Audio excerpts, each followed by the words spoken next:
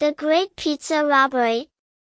Once upon a time, in the quiet town of Pepperoni Peaks, a group of teenagers uncovered the most ridiculous crime of the century, the Great Pizza Robbery.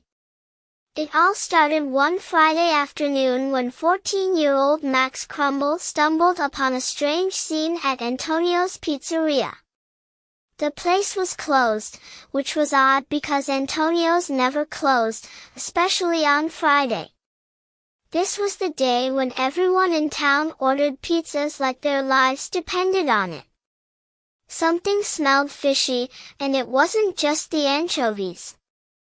Max, being an amateur detective and world-class overthinker, decided to investigate. He pulled out his phone and texted his best friends, Lexi, a girl obsessed with weird trivia, and Sam, who was too cool to admit he cared about anything but his skateboard. Max, meet me at Antonio's. It's closed. Lexi, that's impossible. Antonio is a pizza machine. He never stops. Sam, maybe he finally ran out of dough. The three friends gathered outside the pizzeria, noses pressed against the glass, when suddenly, they heard a strange noise coming from the back alley. It sounded like a burp. Not just any burp. A massive one, like the kind you'd hear after eating an entire pizza, extra large, with all the toppings. They snuck around the back and saw something they couldn't believe. The town's rival pizzeria owner, Mr. Cheesehead, was stuffing his face with pizza after pizza in a dark alley, surrounded by boxes labeled Antonio's secret recipe. Mr. Cheesehead had always been jealous of Antonio's success. While his own pizzas tasted like cardboard dipped in sadness, Antonio's were legendary. So, in a fit of hunger and desperation, he decided to steal Antonio's secret stash of pizza dough. "Stop right there, pizza bandit," yelled Max, startling Mr. Cheesehead, who promptly spit out a half-chewed slice. Mr. Cheesehead turned, his face red with sauce and guilt. You caught me. But it's not what it looks like." "Oh, it's exactly what it looks like," said Lexi, already typing notes into her phone.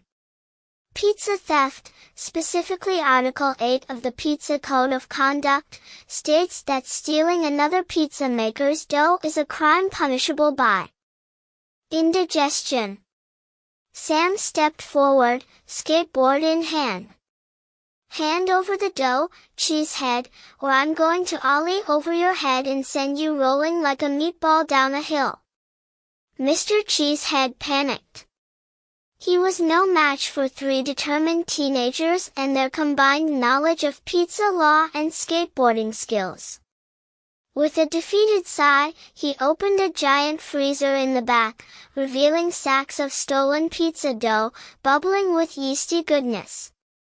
Suddenly, Antonio himself appeared from behind a dumpster. "I knew it," he shouted, pointing dramatically. "I followed you here, Cheesehead. You've been trying to steal my dough for years."